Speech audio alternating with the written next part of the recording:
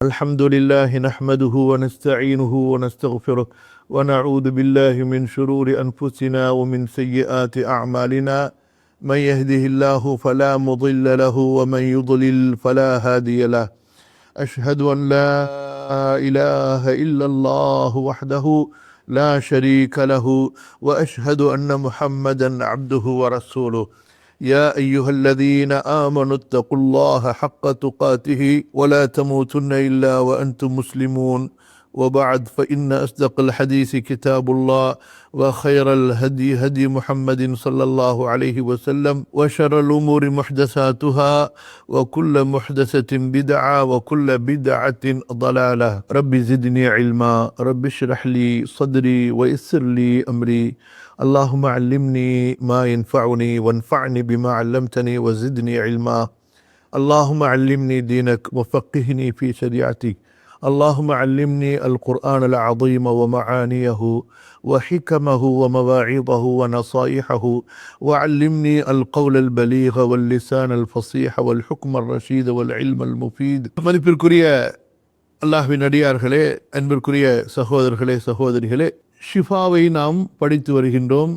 அதில் குறிப்பாக இந்த பகுதி அல்லாஹுவின் தூதர் ஸல்லல்லாஹு அலைஹி வஸல்லம் அவர்களுக்கு அல்லாஹு தஆலா வழங்கியிருந்த ஞானம், அறிவு, தத்துவ அறிவு, சொல் நாவன்மை, இது போன்ற பல செய்திகளை இமாம் அவர்கள் இங்கே நமக்கு பதிய வைத்து வருகின்றார்கள். ரசூலுல்லாஹி ஸல்லல்லாஹு அலைஹி வஸல்லம் அவர்களுக்கு அல்லாஹு தஆலா இயல்பாக ஞானத்தோடு அறிவோடு பேசக்கூடிய மிகப்பெரிய ஒரு திறமையை கொடுத்திருந்தான். அவர்கள் பயன்படுத்திய அந்த சொற்கள் எல்லாம் அவர்களுக்கு மட்டுமே சொந்தமானவை.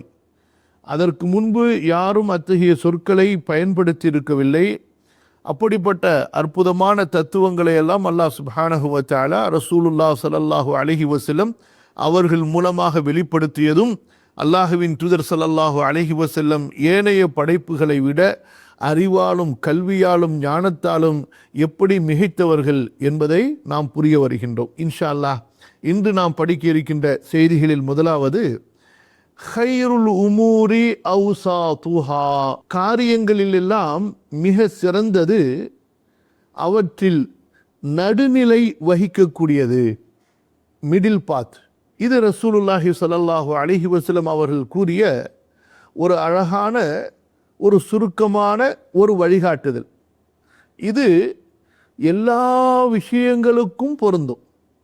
ஒரு மனிதனுடைய மார்க்க விஷயங்களுக்கும் பொருந்தும், ஒரு மனிதனுடைய மறுமை விஷயங்களுக்கும் பொருந்தும், அவனுடைய உலகம் சார்ந்த எல்லா விஷயங்களுக்கும் இது பொருந்தும்.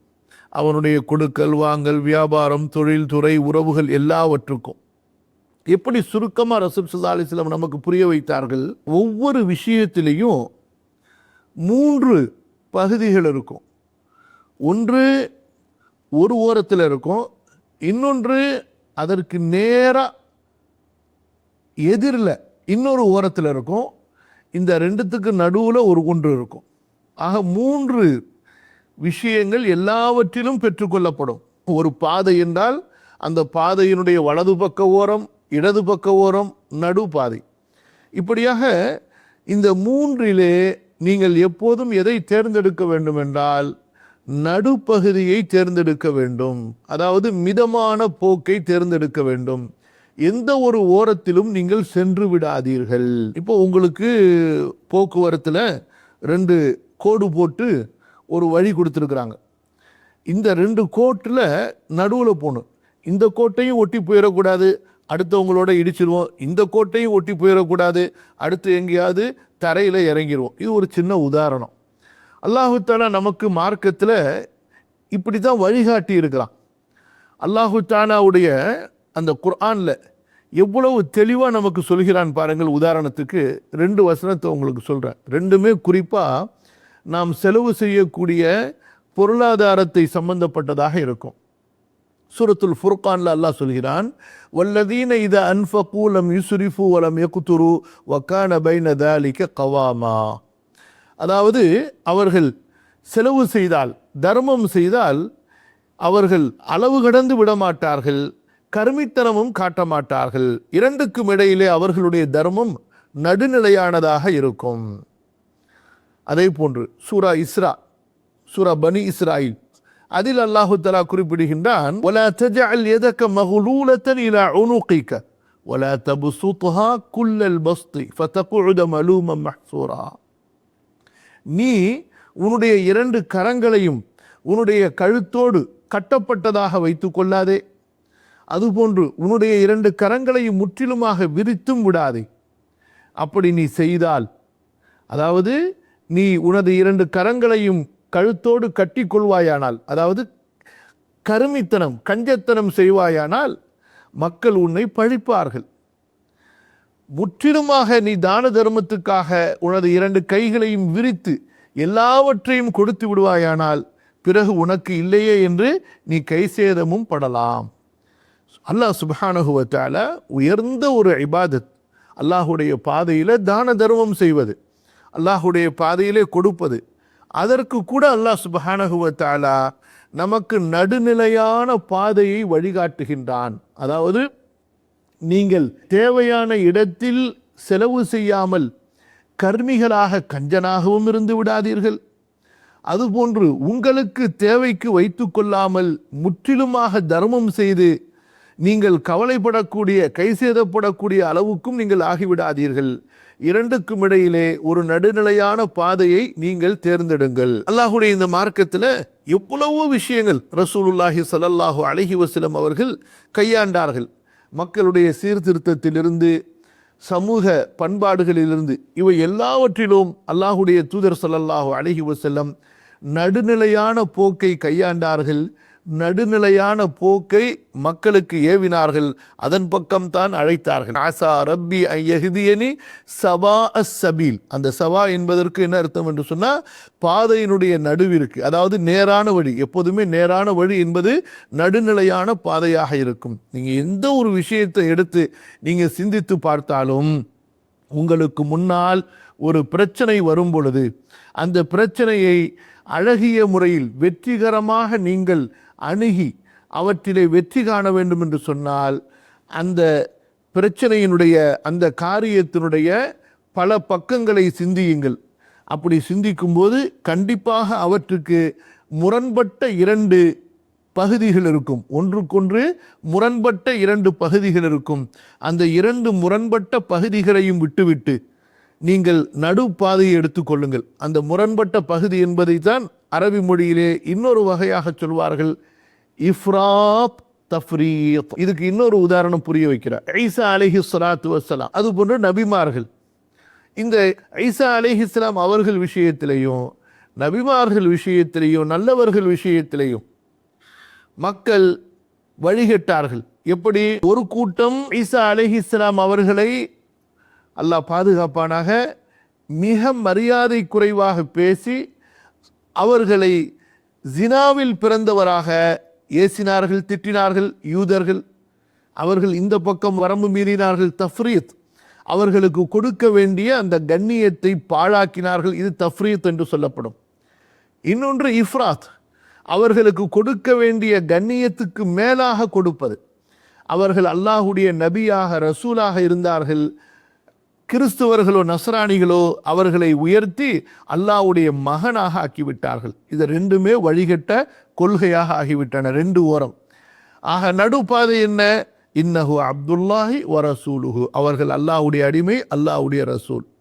இதே போலதான் நபிமார்கள், முந்திய நபிமார்கள், பிந்திய நபிமார்கள், நமக்கு அனுப்பப்பட்ட ரசூலுல்லாஹி ஸல்லல்லாஹு அலைஹி வஸல்லம், அதே போல சஹாபாக்கள் விஷயம், தாபிஈன்கள் விஷயம், நல்லவர்கள் விஷயம், எல்லாவற்றிலுமே ஒரு நடுநிலை பாதை இருக்கிறது.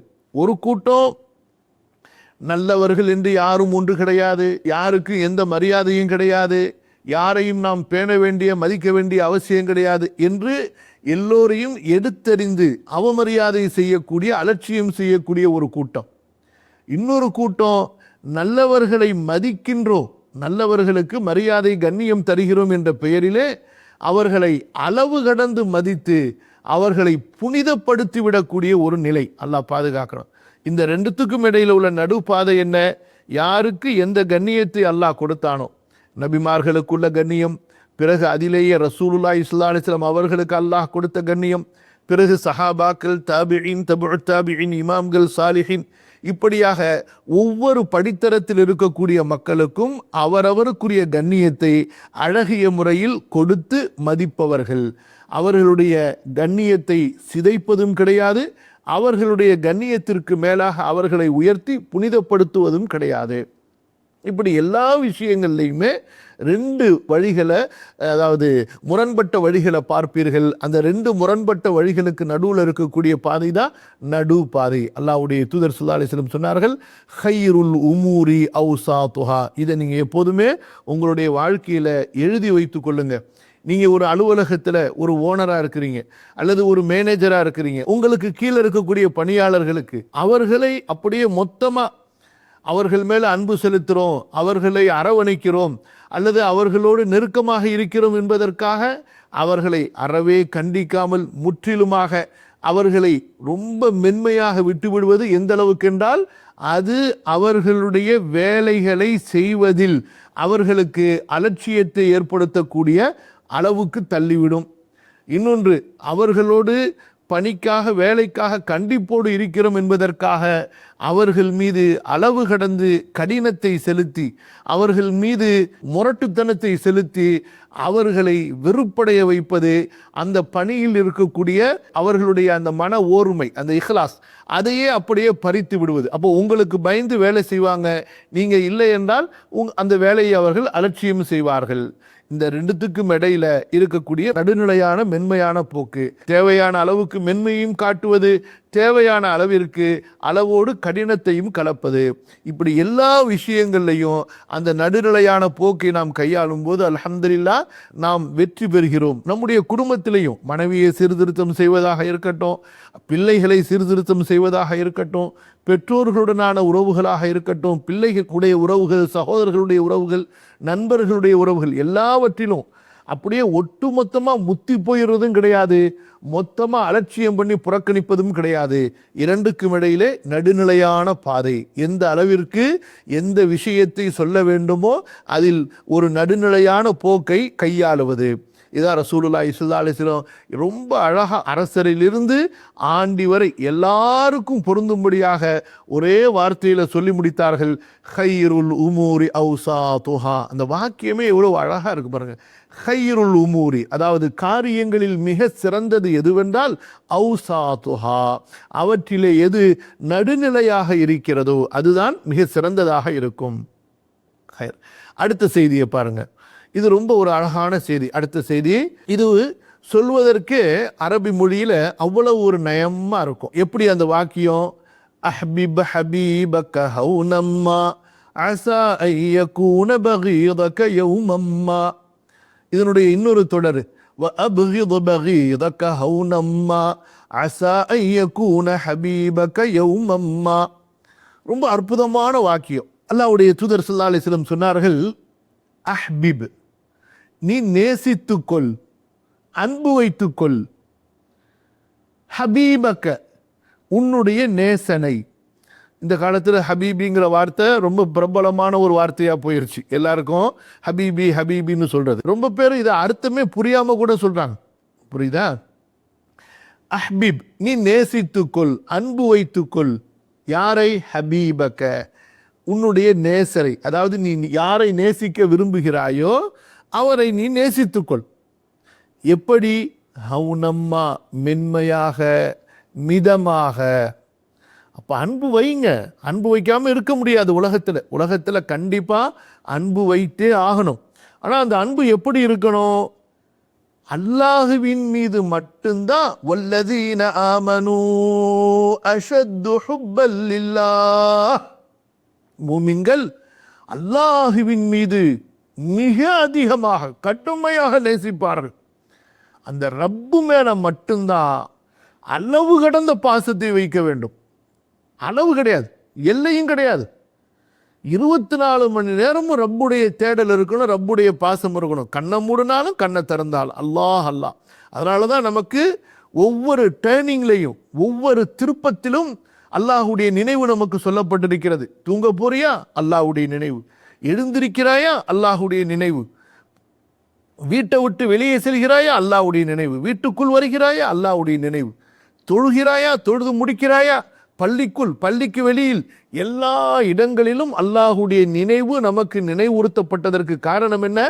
அந்த அளவுக்கு அல்லாஹ்வின் மீது நீ பைத்தியம் பிடித்தவனாக. வல்லதீன ஆமனு அஷத்து ஹுப்பல்லில்லா. அதாவது இந்த பைத்தியங்கிற வார்த்தை ஒரு நம்ம வழக்கத்தில் சொல்லக்கூடிய வார்த்தை. மார்க் அதை ரொம்ப கண்ணியமாக சொல்கிறது. அல்லாஹ்வின் மீது அதிகமாக, கடுமையாக, ரொம்ப ஸ்ட்ராங்காக. அஷத் என்பதற்கு பல அர்த்தம். ரொம்ப உறுதியாக நேசிப்பார்கள் மூமின்கள் அல்லாஹ்வை. இது போக, அதாவது அல்லாஹ்வுக்கு அடுத்து அல்லாஹ்வுடைய நபி ஸல்லல்லாஹு அலைஹி வஸல்லம், பிறகு மார்க்கம். இந்த மூன்றை தவிர மற்ற எதுவாக இருந்தாலும் சரி, நம்முடைய உலகம் சார்ந்த நம்முடைய உறவுகளாக இருக்கட்டும், நம்முடைய நண்பர்களுடைய வட்டமாக இருக்கட்டும், யாராக இருந்தாலும் சரி, நாம் அவர்கள் மீது வைக்கக்கூடிய அன்பு இருக்கிறது ஒரு மிதமான மென்மையான அன்பாக இருக்க வேண்டும். நம்ம தமிழில் சொல்லுவோம், அன்பு தொல்லை தாங்க முடியலடான்னு சொல்லிட்டு. சில பேருடைய அன்பு நமக்கு ஒரு பிரச்சனையாக மாறிவிடும். புரியுதா? சில கால்நடைகளை பாருங்க, மிருகங்களை பாருங்க, அதுக்கு கொஞ்சம் அன்பு செலுத்திட்டோம்னா கடைசியில் அது என்ன ஆகும்? நம்மளை போட்டு நசுக்கி எடுத்துரும். இதெல்லாம் நம்ம பார்க்குறோம்.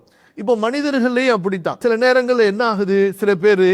சில பேர் மேலே ரொம்ப அன்பு வைக்கிறாங்க. அந்த அன்பானது என்ன ஒரு நிலையை உண்டாக்கி விடுகிறது என்று சொன்னால், உதாரணத்துக்கு இந்த உலகத்தில் எல்லாருக்கும் மரணம் இருக்குது. யாரு நிரந்தரமாக இருக்க போகிறா? யாருக்கும் இந்த உலகத்தில் நிரந்தரம் இல்லை. யாரும் முன்பு, யாரு பின்பு, யார் முதலாவதாக, யார் இரண்டாவதாக, யார் வரிசையில் நிற்கிறா, அடுத்த டேர்னிங், அடுத்த அந்த கவுண்டருக்கு போவாங்கல்ல வரிசையாக நின்று கொண்டு, அல்லது டோக்கன் கூப்பிடுவாங்கல்ல, பேர் கூப்பிடுவாங்கல்ல, யாரை கூப்பிட போகிறாங்கன்னு யாருக்கும் தெரியாது. இன்றைக்கு காலையில் இருந்தவர்கள் மாலையில் இருப்பார்களா? மாலையில் நேற்று இருந்தவர்கள் இன்று காலையில் இருக்கிறார்களா? அல்லாஹு அலம்.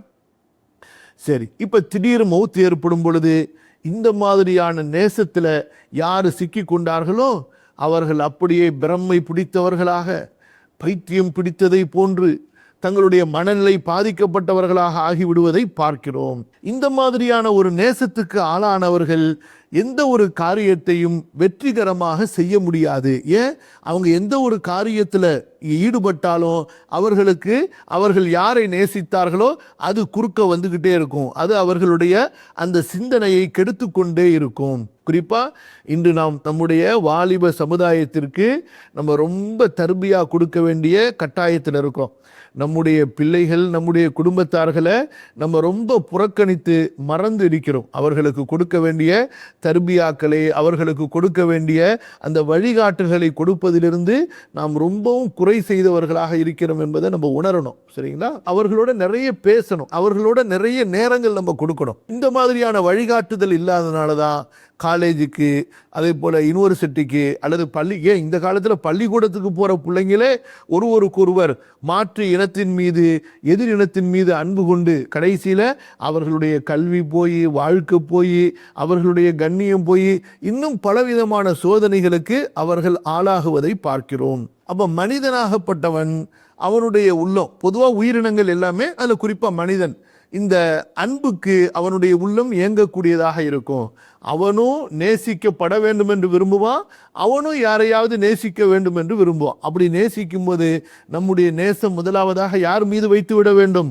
அப்படியே முழுசா எந்த கண்டிஷனும் இல்லாமல் அல்லாஹுவின் மீது வைத்து விட வேண்டும், அல்லாஹுடைய நபியின் மீது வைத்து விட வேண்டும், அப்புறம் ஜீனின் மீது வைத்து விட வேண்டும். அதுக்கு பிறகு அப்படியே சஹாபாக்கள் இருந்து அடுத்து நம்முடைய இரத்த உறவுகள் என்று வரும் பொழுது தாய், தந்தை, பிறகு நம்முடைய உடன் பிறந்த சகோதர சகோதரிகள், நம்முடைய மனைவி, நம்முடைய பிள்ளைகள், இப்படியாக இந்த அன்பையெல்லாம் உலக வஸ்துக்கள் மீதாக இருக்கட்டும், அல்லது நம்முடைய உறவுகள் மீதான அன்பாக இருக்கட்டும், நண்பர்கள் மீதான அன்பாக இருக்கட்டும், அந்த அன்பு எப்படி இருக்க வேண்டும்?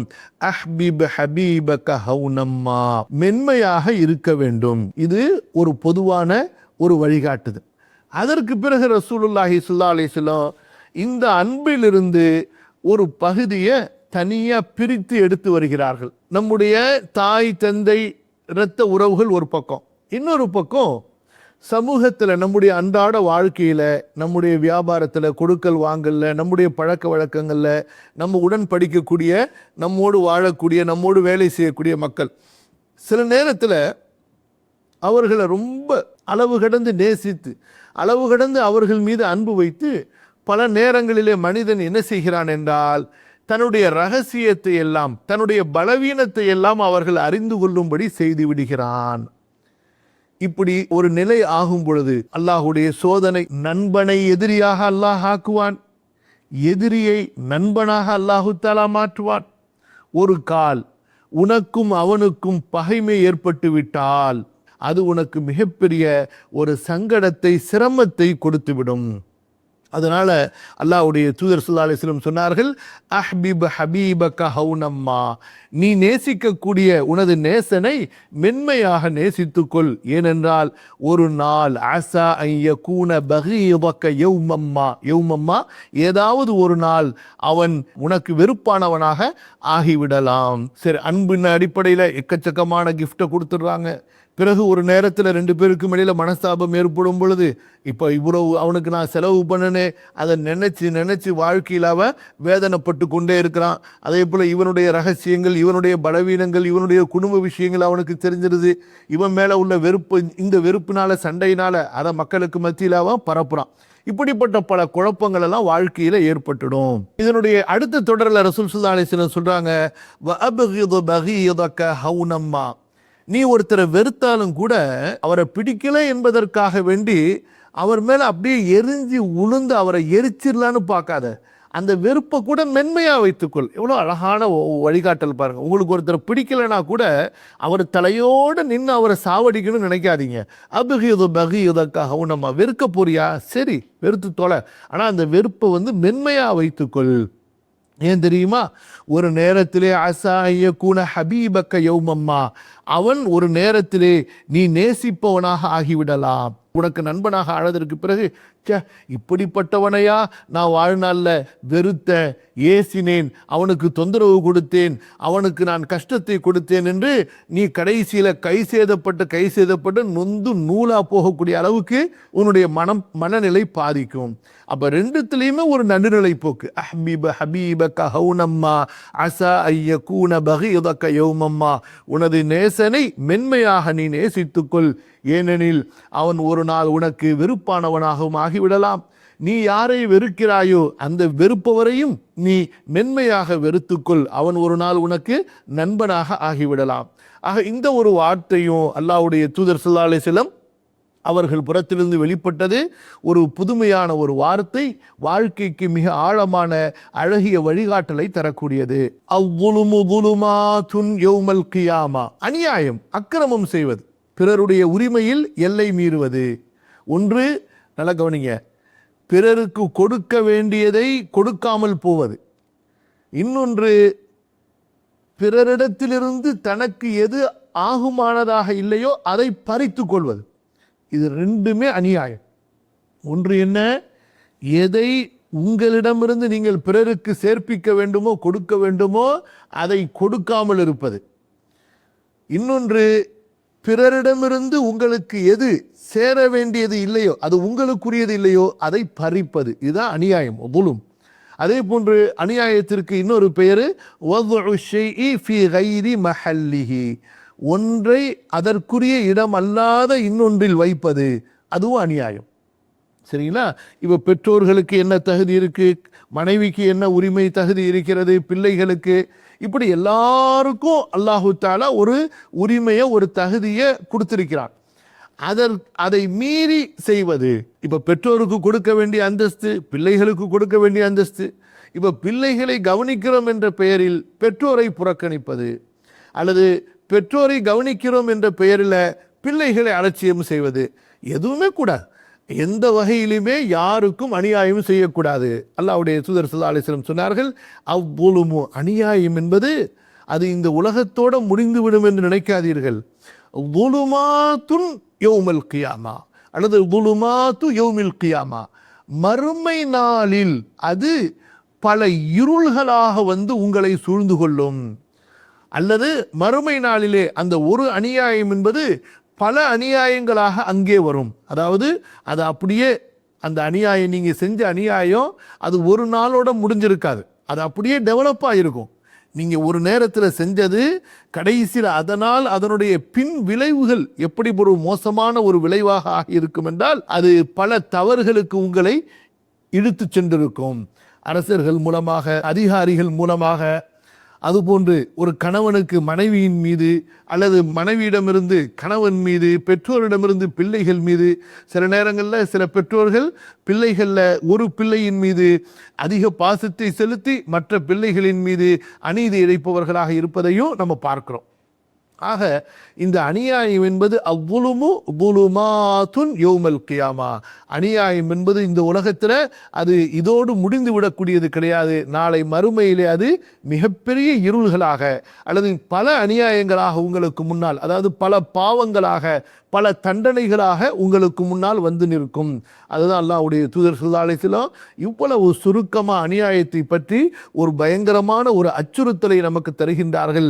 அவ்வுலுமு புலுமாத்துன் யௌமல் கியாமா. எந்த வகையிலுமே நம்ம அளவு கடந்து உரிமை மீறியவர்களாக இருந்து விடவே கூடாது. அல்லாஹ் பாதுகாக்கணும். நம்முடைய உரிமைகளை நாம் விட்டு கொடுத்து விடலாமே தவிர பிறருடைய எந்த ஒரு உரிமையையும் பறிப்பவர்களாக, பிறருடைய உரிமைகளை கொடுக்க தவறியவர்களாக நாம் இருந்து விடக்கூடாது. அல்லாஹ் நம்மை மன்னிப்பானாக, பாதுகாப்பானாக. அடுத்து ஒரு அற்புதமான துஆ அல்லாஹ்வுடைய தூதர் ஸல்லல்லாஹு அலைஹி வஸல்லம் கேட்டது. அந்த துஆல என்ன வருகிறது பாருங்க.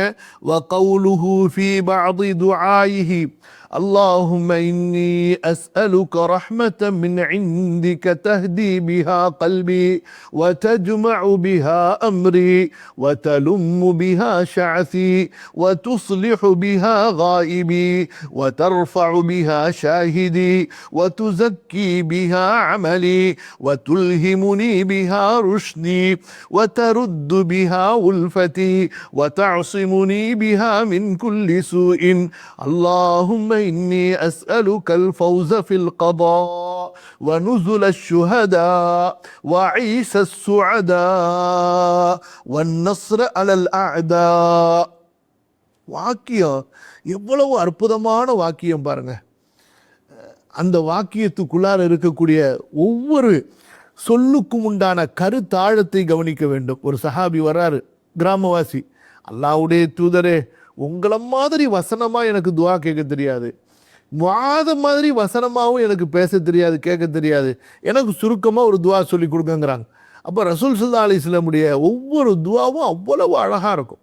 அதெல்லாம் அந்த சிந்தனையோடு அந்த அரபி மொழியை படித்து கற்று அந்த ஈடுபாட்டோட படிக்கணும். அப்போ அது உணர முடியும். அந்த அரபி மொழியினுடைய உச்சரிப்பு, ஹாவுடைய உச்சரிப்பு, ஐனுடைய உச்சரிப்பு, அந்த துவாவில் இருக்கக்கூடிய ஒவ்வொரு வார்த்தையில் அந்த உச்சரிப்பில் அவ்வளவு பெரிய டேஸ்ட் இருக்குது. நம்ம என்ன புரிஞ்சு வச்சுருக்கிறோம்? டேஸ்ட்னா சாப்பாடு ஆக்குறதுல டேஸ்ட்டு நம்ம தெரிஞ்சு வச்சுருக்கிறோம். புரியுதா?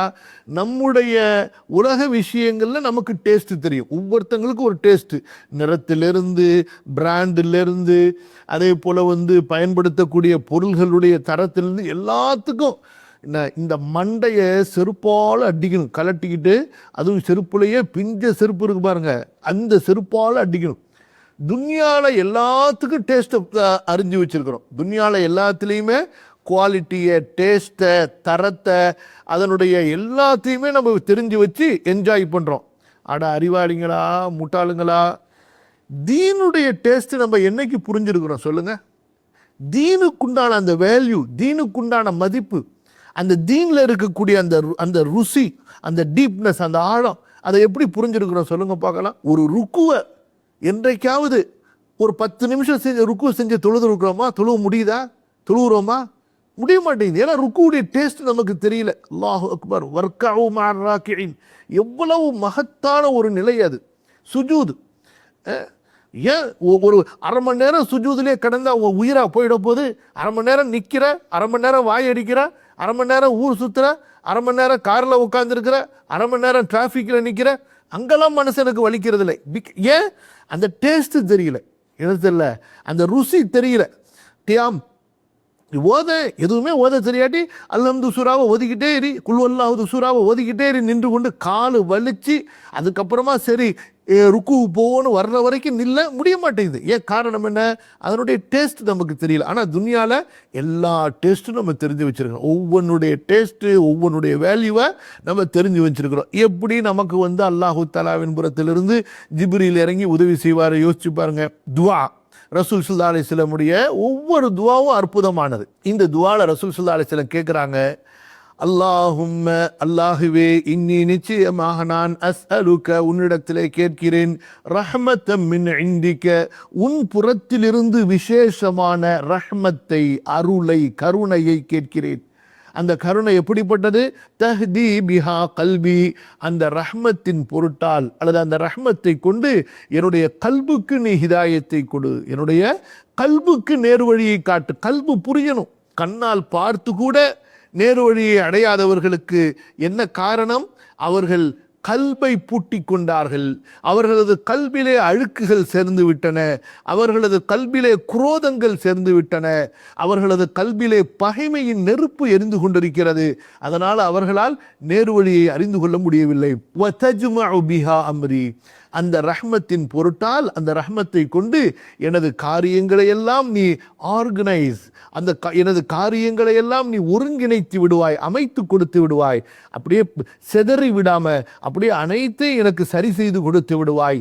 வதலும்மு பிஹா ஷாசி, என்னுடைய பிரிந்திருக்கக்கூடிய பிரச்சனைகளை எல்லாம் நீ தீர்த்து அவற்றையெல்லாம் எனக்கு ஒன்று சேர்த்து கொடுத்து விடுவாய். வதஜ்மஉ பிஹா அம்ரி வதலும்மு பிஹா ஷாசி வதுஸ்லிஹு பிஹா காயிபி, அந்த ரஹ்மத்தின் பொருட்டால் எனது உள்ளத்தை எனக்கு நீ சீர்திருத்தம் செய்து கொடுப்பாய். காயிப் என்று சொன்னால் மறைந்திருக்கக்கூடியது. எது நம்முடைய உடல்ல எது மறைஞ்சிருக்குது? நம்முடைய கல்பு. அந்த கல்பை நீ எனக்கு சீர் செய்வாய். வதுஸ்லிஹு பிஹா காயிபி வதர்ஃபஉ பிஹா ஷாஹிதி, அந்த ரஹ்மத்தின் பொருட்டால் என்னில் வெளிப்படையானதை நீ உயர்வானதாக ஆக்கி கொடுப்பாய். நம்மிலே எது வெளிப்படையானது? நம்முடைய அமல்கள், நம்முடைய குணங்கள், நம்முடைய பேச்சுகள், சொல் செயல்கள். அப்ப நம்முடைய பேச்சு, சொல் செயல்களை யா அல்லாஹ் நீ எங்களுக்கு உயர்வானதாக, சிறந்ததாக ஆக்கி கொடு. பேச்சு உயர்வான பேச்சாக இருக்க வேண்டும், செயல் உயர்வான செயலாக இருக்க வேண்டும், நம்முடைய ஒவ்வொரு அமலும் உயர்வானதாக இருக்க வேண்டும். அல்லாஹ்வுடைய தூதர் ஸல்லல்லாஹு அலைஹி வஸல்லம் அல்லாஹ்விடத்தில் கேட்டார்கள், யா அல்லாஹ் அந்த ரஹ்மத்தை கொண்டு என்னுடைய உள்ளத்தை நீ சீர்திருத்தம் செய்து கொடு. வதர்ஃபஉ பிஹா ஷாஹிதி, என்னுடைய வெளிப்படையான அமல்களை நீ உயர்வான அமலாக ஆக்கி கொடு. வதுஸக்கி பிஹா அமலி, என்னுடைய அமல்களை நீ பரிசுத்தமானதாக, உனது திருமுகத்துக்காக செய்யப்படக்கூடிய உயர்வான பரிசுத்தமான இஹ்லாஸுடைய அமலாக ஆக்கி கொடு. வதுல்ஹிமுனி பிஹா ருஷ்தி, ஒவ்வொரு காரியத்திலும் எனக்கு பகுத்தறிவை, நேரிய அறிவை, நல்லறிவை, நல்ல புத்தியை எனக்கு நீ உள்ளத்திலே உதிக்கவை. எந்த ஒரு காரியத்தை செய்தாலும் அதிலே நல்லது எது, சரியானது எது என்பதை புரியக்கூடிய ஆற்றலை எனக்கு கொடு. வதருத்து பிஹா உல்ஃபதி, என்னுடைய அன்பை, என்னுடைய நேசத்தை எனக்கு அதன் மூலமாக திருப்பி கொடு. வதஅஸிமுனி பிஹா மின் குல்லி சூஇன், அந்த ரஹ்மத்தின் மூலமாக ஒவ்வொரு கெட்டதிலிருந்து நீ என்னை பாதுகாத்துக் கொள்வாயாக. வதருத்து பிஹா உல்ஃபதி, அதாவது எனக்கு ஒன்று பிரியமாக இருக்கிறது, ஆனால் அது என்னை விட்டு தூரமாக இருக்கிறது, அதை எனக்கு நீ திருப்பி கொடுப்பாயாக. அப்போ மனிதன் அந்த நேசம் அவனுக்கு அந்த உள்ளத்தில் கிடைக்கும் பொழுது சுப்ஹானல்லாஹ், அது அவனுக்கு ஒரு ஆறுதலாக, ஆதரவாக இருக்கிறது.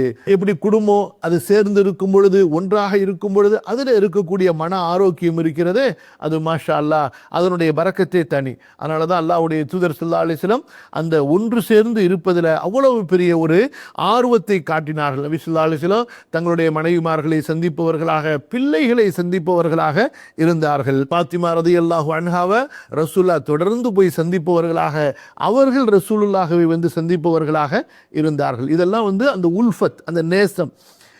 அதே போல தீமையிலிருந்து என்னை பாதுகாத்துக்கொள்ள அந்த ரஹ்மத்தை கொண்டு.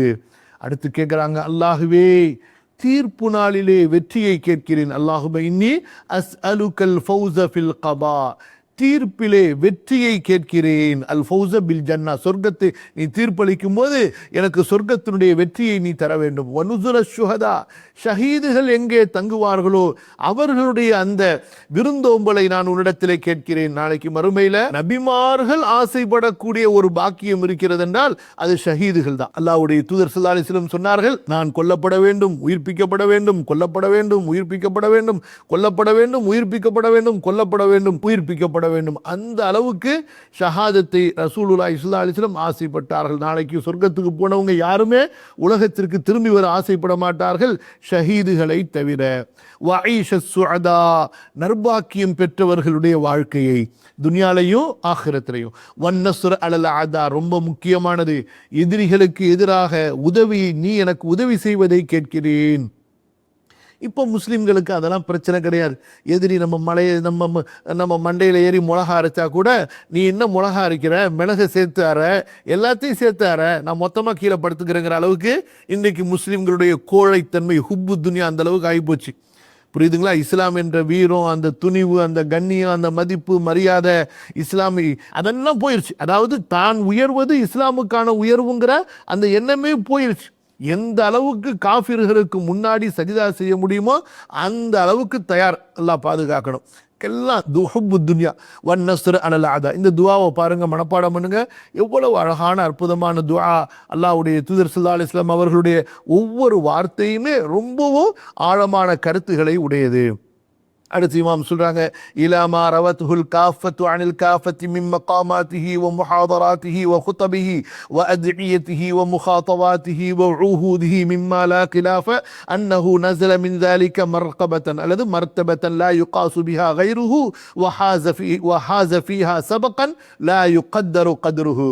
இப்படியாக பல அறிஞர்கள் அல்லாஹ்வின் தூதர் ஸல்லல்லாஹு அலைஹி வஸல்லம் அவர்களுடைய பேச்சுகள், உரையாடல்கள், பயான்கள், அவர்களுடைய பிரசங்கங்கள், அவர்களுடைய துஆக்கள், அவர்கள் மக்களுக்கு மத்தியிலே உரையாடியது, சம்பாஷணை செய்தது, அவர்கள் செய்து கொண்ட உடன்படிக்கையில் இப்படியாக அறிவித்து கொண்டே இருக்கின்றார்கள்.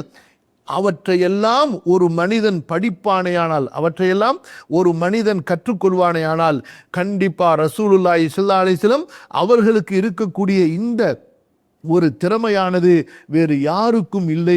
அவர்கள் இது விஷயத்திலே மிகப்பெரிய ஒரு சிறப்பை அடைய பெற்றிருக்கின்றார்கள். அந்த சிறப்பினுடைய அளவை யாராலும் நிர்ணயமே செய்ய முடியாது, அளவை மதிப்பிடவே முடியாது. அந்த அளவுக்கு அவர்கள் இந்த விஷயத்திலே மிக உயர்ந்த ஒரு கல்வி ஞான தரத்திலே, தத்துவத்திலே இருக்கின்றார்கள். وَقَدْ جَمَعْتُ مِنْ كَلِمَاتِهِ الَّتِي لَمْ يُسْبَقْ إِلَيْهَا وَلَا قَدَرَ أَحَدٌ أَنْ يُفْرَغَ فِي قَالِبِهِ عليها. நான் இந்த மாதிரி ரசூல் ஸல்லல்லாஹு அலைஹி வஸல்லம் அவர்களுடைய ஹதீஸுகள், அவர்களுடைய பேச்சுகளை எல்லாம் நான் ஒன்று சேர்த்து ஒரு தொகுப்பாக செய்திருக்கிறேன்.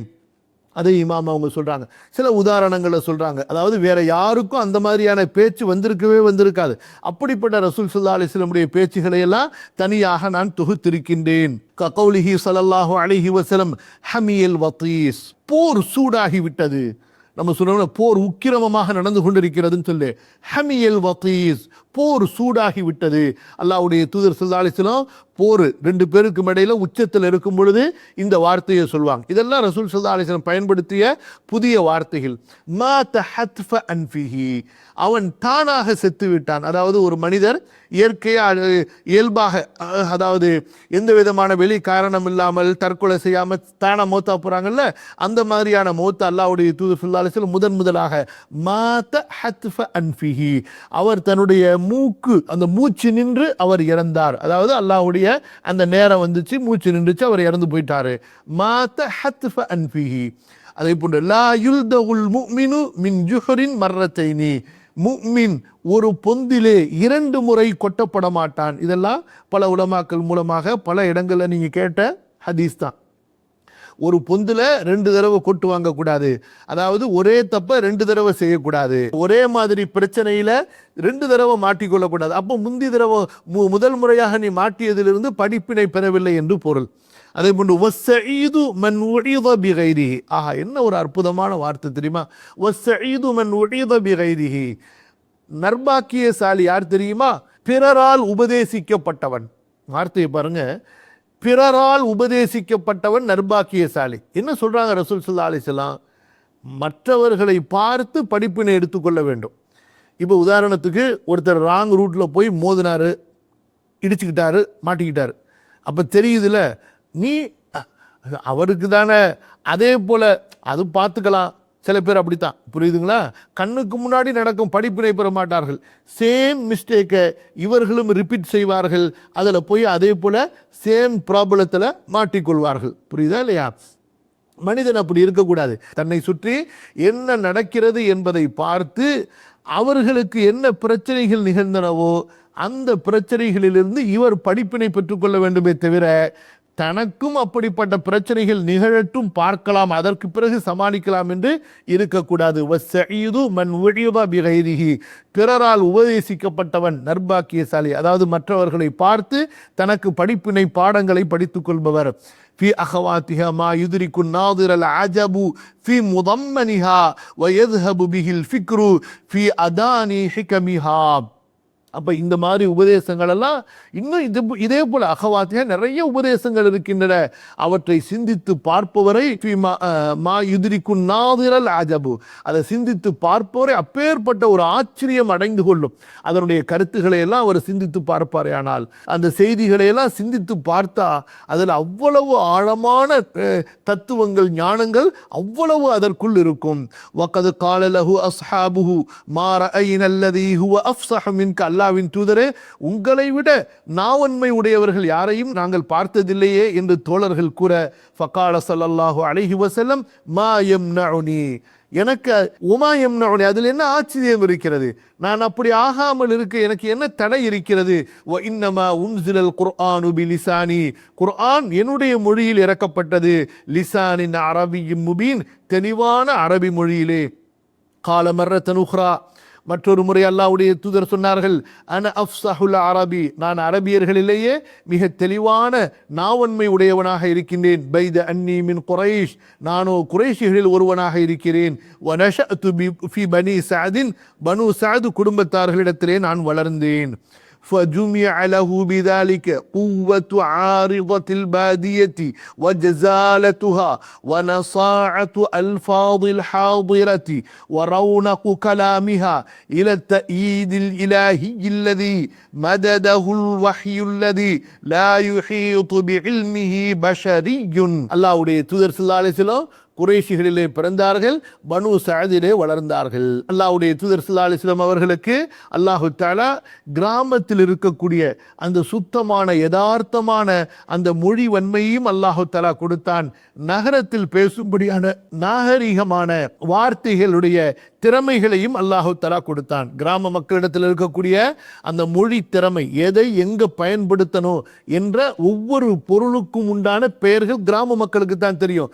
சிட்டியில் இருக்கக்கூடியவங்களுக்கு அது தெரியாது. அதே நேரத்தில் சிட்டியில் இருக்கக்கூடியவங்களிடத்துல நாகரிகமாக பேசுவது, அழகிய நயமான பேச்சுகள் அவங்களுக்கு தெரியும். கிராம மக்கள் அந்த மாதிரி ஃபார்மாலிட்டிஸ் இருக்க மாட்டாங்க, யதார்த்தமா எல்லாத்தையும் பேசிக்கிட்டே இருப்பாங்க. புரியுதா? அப்ப ரெண்டுமே அல்லாஹ்வுடைய தூதர் ஸல்லல்லாஹு அலைஹி வஸல்லம் அவர்களுக்கு கொடுக்கப்பட்டது மட்டுமல்ல, அல்லாஹ்வின் புறத்திலிருந்து வஹியுடைய உதவியும் அவர்களுக்கு கொடுக்கப்பட்டது, வஹியுடைய ஞானமும் கொடுக்கப்பட்டது. அந்த ஞானத்தை எந்த மனிதனாலும் சூழ்ந்து அறிய முடியாது. கடைசியா 2 செய்திகளை இமாம் அவர்கள் பதிவு செய்து இந்த பிரிவை நிறைவு செய்கிறார்கள். வகாலத் உம்மு மஅபதின் ஃபீ வஸ்ஃபிஹா லஹு ஹுல்வுல் மன்திகி ஃபஸ்லுன் லா நஸ்ருன் வலா ஹத்ருன் கஅன்ன மன்திகஹு ஹரஸாத்துன் நுதிம்ன. உம்மு மஅபத் கண்டிப்பா நீங்க படிங்க, ரஹீக்குடைய இறுதி பகுதியில் இருக்கும். ஒரு சாதாரண கிராமத்து பாலைவன பெண்மணி, அங்கே பாலைவனத்திலே செல்லக்கூடிய மக்களுக்கு விருந்து தருவதற்காக, உணவளிப்பதற்காக கூடாரமிட்டு கொண்டு தனது கணவனோடு வாழ்ந்த ஒரு கிராமிய பாலைவன பெண்மணி அல்லாஹ்வுடைய தூதரை சில நேரங்கள் மட்டும், ஒரு குறிப்பிட்ட 1 மணி நேரம் 2 மணி நேரம் பார்த்திருப்பாங்க. அதிலே அந்த உம்மு மஅபத் அல்லாஹ்வுடைய தூதரை வர்ணிக்கக்கூடிய அந்த வர்ணனை இருக்கிறதே, உலக வரலாற்றிலே இன்று வரை பதிவு செய்யப்பட்டு போற்றப்பட்ட ஒரு அற்புதமான வாக்கியங்களாக இருக்கின்றன. அதுல உம்மு மஅபத் ரசூலுல்லாஹ்வை சொல்கின்றார்கள், ஹுல்வுல் மன்திகி, இனிப்பான பேச்சுடையவர். சுப்ஹானல்லாஹ், ரசூலுல்லாஹ்வுடைய பேச்சு இருக்குதே, இனிப்பான பேச்சுடையவர். ஃபஸ்லுன், ஒவ்வொரு பேச்சையும் தெளிவா பிரித்து பிரித்து நிதானமா அழகா பேசுறது. போட்டு குழப்பிக்கிட்டு கொய கொய கொயன்னு குழப்புறது, அதாவது எதை முன்னாடி சொல்றது பின்னாடி சொல்றது எல்லாத்தையும் போட்டு அதெல்லாம் கிடையாது. அழகான தெளிவான பேச்சு, ஹுல்வுல் மன்திக். அதே போல இனிமையான ஸ்வீட் டாக், ஃபஸ்லுன் ரொம்ப கிளியர் டாக், லா நஸ்ருன் வலா ஹத்ருன் ரொம்பவும் சுருக்கமாகவும் இல்லை, அதாவது புரிஞ்சுகிறதுக்கு சிரமத்தை ஏற்படுத்தக்கூடிய புரிந்து கொள்வதற்கு சிரமத்தை தருகின்ற அளவுக்கு குறைவான வார்த்தைகளையும் சொல்ல மாட்டாரன். ஏதாவது தெளிவா சொல்லப்பா, என்னப்பா இன்னும் 2 வார்த்தை தெளிவா சொன்னா குறைஞ்சிடவா போற என்று நம்ம சில இடத்துல கேட்கிறோம் பாருங்க. அப்படி தேவை கிடையாது. ரசூல் ஸல்லல்லாஹு அலைஹி வஸல்லமுடைய வார்த்தை இருக்கிறது ரொம்பவும் குறைவான வார்த்தையாகவும் இருக்காது. அதே போல வள வள வள வள வளன்னு ஒரு விஷயத்தை சொல்றதுக்கு சுத்தி சுத்தி சுத்தி சுத்தி, நம்ம தமிழ்ல சொல்லுவாங்கல்ல, மூக்க பிடிக்கிறதுக்கு இப்படி காதுல இருந்து பின்பக்கமா வந்தான்னு சொல்லிட்டு, அந்த மாதிரி வளவளா என்ற நீண்ட தேவையற்ற பேச்சுகளாகவும் இல்லை. ஹுல்வுல் மன்திகி, அல்லாஹ்வுடைய தூதர் இனிமையான பேச்சுடையவராக, இனிப்பான பேச்சுடையவராக, தெளிவாக பேசுபவராக இருந்தார். புரிந்து கொள்ள முடியாத அளவுக்கு சுருக்கமாகவும் இல்லாமல், சடைவை ஏற்படுத்தக்கூடிய அளவுக்கு அதிகமாகவும் இல்லாமல், நஸ்ருன்னா ரொம்ப குறைச்சி பேசுறது, ஹஸ்ருன்னு சொன்னா ரொம்ப பலவலான வெட்டியா உளறிட்டு இருக்கிறது, எதுவுமே கிடையாது. அதே போல அவங்களுடைய சொல் இருக்குது, எப்படி தெரியுமா இருக்கும் பேச்சு, கஅன்ன மன்திகஹு ஹரஸாத்துன் நுதிம்ன, அதாவது இந்த மணி இருக்கு பாருங்க, முத்து பவளம் அந்த மாதிரி, அதான் ஒரு மாலையில கோர்த்தா எப்படி இருக்குமோ அந்த மாதிரி ரசூல் ஸல்லல்லாஹு அலைஹி வஸல்லமுடைய பேச்சு அழகா அப்படியே ஒரே சத்தத்தில் ஒரே அமைதியாக வரிசையாக அப்படி இருக்கும். இப்போ மணியில் ஒன்று பெருசு ஒன்று சிறுசு இருந்தால் அசிங்கமாக இருக்கும், அந்த மாதிரி இருக்காது. ரசூலுல்லாஹ்வுடைய பேச்சு எல்லாம் அப்படி தர்த்தீபாக இருக்கும். அது மட்டுமல்ல, அல்லாஹ்வுடைய தூதர் ஸல்லல்லாஹு அலைஹி வஸல்லம் வக்கான ஜஹீர ஸௌதி, அவங்களுடைய சத்தம் நல்ல தெளிவாக டன் டன் கணீர் கணீர்னு இருக்கும். ஹசனன் நஹ்மதி, அந்த அவங்களுடைய பேச்சுடைய அந்த தொனி இருக்கு பாருங்க, ரொம்ப அழகாக இருக்குது, கேட்குறதுக்கு ரொம்ப பிரியமாக இருக்கும். சில பேருடைய பேச்சை கேட்டிங்கன்னு சொன்னால் ரொம்ப அருவருப்பாக இருக்கும். சில பேருடைய பேச்சு ரொம்பவும் மென்மையாக போய் அது பூனை கத்துற மாதிரி இருக்கும். சில பேருடைய பேச்சு பயங்கரமாக அப்படியே கல் எடுத்து மண்டையில் அடித்த மாதிரி இருக்கும். அல்லாஹ்வுடைய தூதர் ஸல்லல்லாஹு அலைஹி வஸல்லமுடைய குரல் இருக்கிறது நல்ல தெளிவாக இருக்கும். அதே நேரத்தில் ஹசனன் நஹ்மதி, ஜஹரு சௌத்தா இருக்கிறதுனால முரட்டு சத்தமாக இருக்காது, கேட்பதற்கு மென்மையான அழகிய ராகமுடையதாக அழகிய குரல் உடையதாக இருக்கும். அல்ஹம்துலில்லாஹ், அல்லாஹ்வுடைய கிருபையால் அல்லாஹ்வுடைய தூதர் ஸல்லல்லாஹு அலைஹி வஸல்லம் அவர்களுடைய அறிவு ஞானம், அவர்களுக்கு அல்லாஹ் கொடுத்திருந்த சொல் உண்மையை பற்றி இமாம் அவர்கள் கூறிய இந்த பிரிவை நிறைவு செய்வதற்கு அல்லாஹு தஆலா உதவி செய்தான். அல்லாஹ்வுடைய தூதர் ஸல்லல்லாஹு அலைஹி வஸல்லம் அவர்களை நேசிப்பதற்கும் அவர்கள் மீது நம்முடைய அன்பை அதிகப்படுத்துவதற்கும் கண்டிப்பாக இந்த நூல் நமக்கு துணையாக இருக்கும். அல்லாஹு தஆலா உதவி செய்வானாக. நம்முடைய மார்க்க பற்றை புதுப்பித்துக் கொள்வதற்கு, நம்முடைய ஈமானை புதுப்பித்துக் கொள்வதற்கு அல்லாஹு தஆலா இது போன்ற வகுப்புகளை காரணமாக்கி வைப்பானாக. எப்போதுமே ஒரு நல்லது வரும் பொழுது அதோடு சேர்த்து சில தவறுகளும் சில நேரங்களில் ஒட்டி கொள்ளும். அல்லாஹ் பாதுகாக்கணும். நம்ம சொன்னோமா இல்லையா, ஹைருல் உமூரி அவ்சாத்துஹா. இன்றைக்கு நம்ம பார்க்குறோம், சில ஆலிம்கள் அல்லது சில அழைப்பாளர்கள், பொதுவாக சொல்கிறேன், ஆங்கில வழியோட கல்வி படித்து கொடுக்கக்கூடியவங்க மார்க்க கல்வியை இது ரொம்ப பெரிய ஒரு பிஸ்னஸ் ஆக்கிட்டாங்க. அல்லாஹ் பாதுகாக்கணும். எல்லாத்தையும் ரொம்பவும் ஒரு சார்ஜ் பண்ணுறது, சார்ஜ் பண்ணலாம், அவங்களுடைய நேரம் உழைப்பு, அவங்க அதுக்காக வேண்டி செலவழிக்கக்கூடிய செலவுகள், மற்ற விஷயங்களுக்காக வேண்டி. ஆனால் முழுக்க முழுக்க ஒரு வியாபாரமாக இந்த கல்விகள் ஆக்கப்படுவது என்பது இது கண்டிப்பாக இந்த கல்விக்குண்டான ஒரு நன்மையை இழக்க செஞ்சிடும். ஆமாம். ஸோ இது விஷயத்தில் ரொம்பவும் நம்ம அச்சுறுத்தலாக இருக்கணும். நான் நேற்று சில நேரங்களுக்கு முன்னாடி பார்த்தேன், ருக்கியா கற்றுத்தரேன் உங்களுக்கு 5000 ரூபா ஃபீஸு அப்படின்னு சொல்லிட்டு அது ஒன்று போட்டுக்கிறாங்க. அல்லாஹ் தான் போதுமானவர், நம்ம என்ன செய்கிறதுன்னு சரி, என்ன சொல்கிறதுன்னு தெரியல. சரிங்களா? அதனால் நீங்கள் உங்களுக்கு கல்வி வேண்டும் என்றால், மார்க்க கல்வியை பொறுத்த வரைக்கும் கல்வி வேண்டும் என்றால் இந்த கல்வி ஃப்ரீயாக கணக்கு இல்லாமல் கிடைக்கிது. புரியுதுங்களா? அதனால் காசு கொடுக்க முடியல, அதனால் நான் கல்வி கற்க முடியலன்னு சொல்லி நீங்கள் ஸ்டாப் ஆகிறதுக்கு உண்டான வேலையே கிடையாது. இன்ஷா அல்லாஹ் தாராளமாக நீங்கள் ஓதி கொடுக்கறதுக்கு ரசூல் ஸல்லல்லாஹு அலைஹி வஸல்லம் காசு வாங்க அனுமதி கொடுத்துருக்குறாங்க. இன்ன அஹக்க உஜூரி மா அஹதும் அலைஹி அஜ்ரு கிதாபில்லா, நீங்கள் வாங்கக்கூடிய ஊதியங்கள்லேயே மிக அது ஹலாலானது நீங்கள் அல்லாஹுடைய வேதத்தை கற்றுக் கொடுப்பதற்காக வாங்கக்கூடியது. அதனால் நீங்கள் நேரத்துக்கு வாங்குறீங்களே தவிர, உழைப்புக்கு வாங்குறீங்களே தவிர குர்ஆனை கற்றுக் கொடுப்பதற்காக வேண்டிய அல்ல. தாராளமாக வாங்கலாம். அதே நேரத்தில் அதை வந்து அளவு கடந்து அமல காசுக்காக ஆக்கிடக்கூடாது. ரெண்டுத்துக்கு இடையில வித்தியாசம் இருக்குது. ஒரு பள்ளியில் ஒருத்தர் இமாமத் செய்கிறாரு, சம்பளம் வாங்குறாரு, சம்பளம் வாங்காமல் இமாமத் செய்ய முடியாது. நான் சம்பளத்துக்கு தான் இமாமத் செய்கிறேன் அப்படின்னு நியத்து வச்சாருன்னா அவருக்கு இமாமத்துடைய நன்மை கிடைக்காது. அவர் அப்படிப்பட்ட ஒரு பின்னாடி தொழுவும் கூடாது. அல்லாஹ் பாதுகாக்கணும்.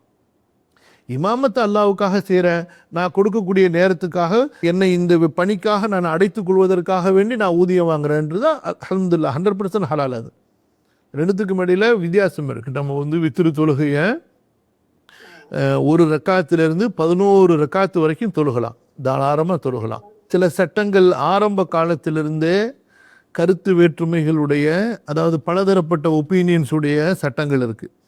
அதில் இந்த ஹைது நிஃபாஸில் இருக்கக்கூடிய பெண்கள், மாதவிடாய் காலத்தில் அல்லது பிரசவ தொடக்கில் இருக்கக்கூடிய பெண்களை பற்றி வரக்கூடிய சட்டமோ அறிஞர்களுக்கு மத்தியில் அதிகமான, அதாவது மாறுபட்ட பல கருத்துகளுடைய சட்டம். பல அறிஞர்கள் என்ன சொல்கிறார்கள், இந்த மாதிரி தொழுகை இல்லாத நேரத்தில் அவங்க குரானை தொட்டு ஓதுறதும் பள்ளிவாசலுக்குள்ளார போய் தங்குறதும் கூடாதுன்னு சொல்கிறாங்க. அதற்கு அவர்கள் சொல்லக்கூடிய சில ஹதீஸுகள் இருக்கின்றன. ஆனால் அறிஞர்களுடைய இன்னொரு கூட்டத்தினர் அவங்க என்ன சொல்கிறாங்கன்னா, பெண்கள் எல்லா நேரத்திலையும் குரானை பார்த்து ஓதலாம், தொட்டு ஓதலாம், பள்ளிக்குள்ளார போகலாம். சரியா? அவங்க தொழுகை இல்லாத நேரமாக இருக்குமேனால் மஸ்ஜிதில் தொழுகை நடக்கும்போது சஃப்புகளுக்கு மத்தியில் சஃப்புகளை பிரித்து உட்காராம அவங்க சஃப்புகளுக்கு இறுதியில் வந்துடுவாங்க. புரியுதா? தொழுகை நடந்ததற்கு பிறகு திரும்ப அவங்க பள்ளியில் போய் கலந்து கொள்ளலாம். இது அறிஞர்கள் சொல்லக்கூடிய கருத்து. ரெண்டு கருத்துமே இருக்குது. அதில் ஏன் இந்த ரெண்டு கருத்து வந்தது என்று சொன்னால், எப்போதுமே கவனிங்க, நமக்கு ஒரு ஹதீஸ் தான் இருக்குது, அது சஹீஹான ஹதீஸு அப்படின்னா ரெண்டு கருத்து இருக்காது. அல்லது சஹீஹான ஹதீஸிலேயே இரண்டு விதமாக ரசூல் ஸல்லல்லாஹு அலைஹி வஸல்லம் சொல்லியிருப்பார்களே, ஆனால் அப்போ ரெண்டு விதமான கருத்து வரலாம். உதாரணத்துக்கு எப்படி தொழுகையில் வந்து கையை தூக்கும் பொழுது காது வரைக்கும் தூக்குறதா, நெஞ்சு வரைக்கும் தூக்குறதா, ரெண்டுமே சஹீஹான ஹதீஸு. அதனால் ரெண்டு கருத்து இருக்குது. சில நேரங்களில் ரெண்டு கருத்து வரும். அதில் ஒரு கருத்து சஹீஹான ஹதீஸின் மீது அமைஞ்சிருக்கும், இன்னொரு கருத்து பலவீனமான ஹதீஸின் மீது அமைஞ்சிருக்கும். அந்த அடிப்படையில் தான் ஹைதுள்ள பெண்கள், நிஃபாசுள்ள பெண்கள் குர்ஆனை ஓதக்கூடாது, அதே போல் பள்ளிக்குள்ளார போகக்கூடாதுங்கிற ஹதீஸுகள் வந்து பலவீனமான ஹதீஸுகள். புரியுதா? சஹீஹான ஹதீஸுகளில் அப்படி எந்த தடையுமே இல்லை. அது போக ரசூல் ஸல்லல்லாஹு அலைஹி வஸல்லம் வாழ்க்கையை பார்ப்போமேயானால், பெண்கள் பள்ளிவாசலுக்குள்ளார தொடர்ந்து வரக்கூடியவர்களாக, பயான்களில் கலந்து கொள்ளக்கூடியவங்களாக இருந்தார்கள். அதே போல் முஸ்லீம் எப்போதுமே நஜிஸாக மாட்டான் என்று ரசூல் ஸல்லல்லாஹு அலைஹி வஸல்லம் சொல்லியிருக்காங்க. ஆயிஷா ரலியல்லாஹு அன்ஹா அவங்களுக்கு ஹஜ்ஜுடைய காலத்தில் ஹைது வந்தபோது அவங்க கவலைப்பட்டாங்க. யா ரசூலுல்லாஹ், எனக்கு தொழுகை போயிடுச்சுன்னு அழுதாங்க. ரசூல் ஸல்லல்லாஹு அலைஹி வஸல்லம் சொன்னாங்க, அதனால் என்னம்மா தொழுகை தானே போச்சு, ஒரு ஹஜ்ஜு செய்பவர் செய்யக்கூடிய எந்த அமலை வேண்டுமானாலும் நீங்கள் செய்யலாம், காபாவை மட்டும் தவாஃப் செய்யாதீங்கன்னாங்க. அப்போ இந்த ஹதீஸ் இருக்குதே ரசூல் ஸல்லல்லாஹு அலைஹி வஸல்லம் வாழ்நாளில் கடைசியாக சொல்லப்பட்ட ஹதீஸ். அப்போ ஒரு ஹாஜி என்ன செய்வார், குர்ஆன் ஓதுவார், பள்ளிக்குள்ளார போவார், தங்குவார், எல்லாமே அனுமதிக்கப்பட்டது. சரிங்களா? அதே போல் வந்து ரசூல் ஸல்லல்லாஹு அலைஹி வஸல்லம் காலத்தில் பெண்கள் இழ்திகாஃபுக்கு வந்தாங்க. எங்கேயுமே ரசூல் ஸல்லல்லாஹு அலைஹி வஸல்லம் ஹைதுள்ள பெண்கள் வராதீங்கன்னு தடுக்கலை. அதாவது எந்த அளவுக்குன்னு சொன்னால், பெண்களுக்கு ஹைது முடிஞ்சு இஸ்திஹாதாவுடைய ரத்தம் ஒன்றுச்சு, அந்த ரத்தம் அவங்களுடைய ஆடையிலிருந்து உடம்புலேருந்து வலிஞ்சு கீழே வரைக்கும் ஓடி அடுத்த டென்ட் வரைக்கும் ஓடுனுச்சு. அப்போ ரசூல் ஸல்லல்லாஹு அலைஹி வஸல்லம் அந்த பெண்ணுக்கு, அம்மா நீ ஒரு தாம்பாளத்தை கீழே வச்சுக்கிட்டு உட்காந்துக்கம்மா, இந்த அளவுக்கு ரத்தம் ஓடுதுன்னு சொன்னாங்க. அப்போ அதனால் ரசூல் ஸல்லல்லாஹு அலைஹி வஸல்லம் அவங்களுடைய அந்த ஆரம்ப காலத்தில் இந்த சட்டம் அறியப்பட்ட சட்டமாக இருந்திருக்குமே, ஆனால் கண்டிப்பாக ஒரு சஹீஹான ஹதீஸிலே நமக்கு கிடைத்திருக்கும். ஆக இது குறித்து சஹீஹான ஹதீஸ் இல்லாததுனால ஹதீஸ் கலையினுடைய பல அறிஞர்கள், உதாரணம் இமாம் புகாரி ரஹிமஹுல்லாவுடைய தீர்ப்பு இதுதான், இப்னு அப்பாஸ் ரலியல்லாஹு அன்ஹுமா அவங்களுடைய ஃபத்வாவும் இதுதான், ஆயிஷா ரலியல்லாஹு அன்ஹாவுடைய ஃபத்வாவும் இதுதான். ஸோ இப்படியும் அறிஞர்கள் இருக்கிறாங்க. பலவீனமான ஹதீஸுகளின் அடிப்படையில் இதை வந்து கூடாதுன்னு சொல்லக்கூடிய அறிஞர்களும் இருக்கிறாங்க. புரியுதா? அதனால் வந்து இதில் ரெண்டு கருத்தும் இருக்குது. அல்ஹம்துலில்லாஹ். நம்ம வந்து பொதுவாக நம்ம ஃபத்வா கொடுக்கக்கூடிய கருத்து வந்து அவங்க எல்லா நேரத்துலையும் குர்ஆன் ஓதலாம், பள்ளிக்கு போகலான்னு சொல்லிட்டு தான். ஒருத்தங்க போகக்கூடாதுன்னு சொல்கிறாங்கன்னா நம்ம அவங்களோட போய் சண்டை போட தேவையில்லை. அதை ஒருத்தங்க எடுத்து செயல்படுத்துகிறாங்கன்னா அவங்கள நீங்கள் போய் நம்ம கருத்து திணிக்கவும் வேண்டியதில்லை. இது வந்து நம்ம புரிந்து கொள்ள வேண்டிய ஒரு சட்டம். புரிஞ்சு எது மனசுக்கு தெளிவாக இருக்குதோ, அவங்க வந்து தக்வாவுக்கு நெருக்கமாக பார்க்குறாங்களோ அவங்க அதை பின்பற்றினாங்கன்னா நம்ம குறை சொல்ல வேண்டிய அவசியம் கிடையாது. ரெண்டு வழிகள் இருக்குது இதில். ஒரு வழி என்னன்னு சொன்னால் அவர்கிட்ட போய் திரும்பி அதை விஷயத்தை சொல்லி அவரிடத்துல அதற்கான மன்னிப்பை தேடிக்கொள்வது. இது முடிஞ்சால் இதை செய்யணும், பிறகு தௌபா இஸ்திக்ஃபாரும் செய்து கொள்ளணும். இல்லை இதை போய் நம்ம அவரிடத்துல இப்போ சொன்னோம்னா இது பிரச்சனை அதிகமாகும், சண்டை சச்சரவாயிடும் அப்படின்னு இருந்தால் நம்ம அவருடைய அந்த பொருளுக்கு பதிலாக நம்ம சதக்கா கொடுத்துட்டு அதே போல் அல்லாஹ்விடத்தில் நம்ம தௌபா இஸ்திக்ஃபார் செய்து கொண்டு அவருக்காக வேண்டிய நம்ம பாவ மன்னிப்பு கேட்கணும். அப்போ அதனால் நாளை மறுமையில் அல்லாஹு தஆலா அவரை திருப்தி அடைய செய்வான். இப்போ முதலாவது விஷயத்தை தான் நம்ம முன்னுரிமை கொடுக்கணும். அவரை தேடி போக முடியல, இப்போ அவர் எங்கே இருக்காருன்னு தெரியல, அல்லது தேடி போய் இப்போ இவ்வளோ நாள் கழித்து அதை சொன்னோம்னா அது பெரிய பிரச்சனையாக வரும், பூதகரமாக வெடிக்கும், ரொம்ப பெரிய குழப்பமாக வரும், அவர் அதை பொறுத்துக்க மாட்டாருன்னு இருந்துச்சுன்னா அப்போ ரெண்டாவது வழியை நீங்கள் தேர்ந்தெடுக்கலாம். அஸ்தக்ஃபிருல்லாஹல் அஸீம் லீ வ லக்கும் ஃபஸ்தக்ஃபிரூஹு இன்னஹு ஹுவல் கஃபூருர் ரஹீம். ربنا تقبل منا إنك أنت السميع العليم وتب علينا إنك أنت التواب الرحيم. اللهم يسر لا حول ولا قوة إلا بالله.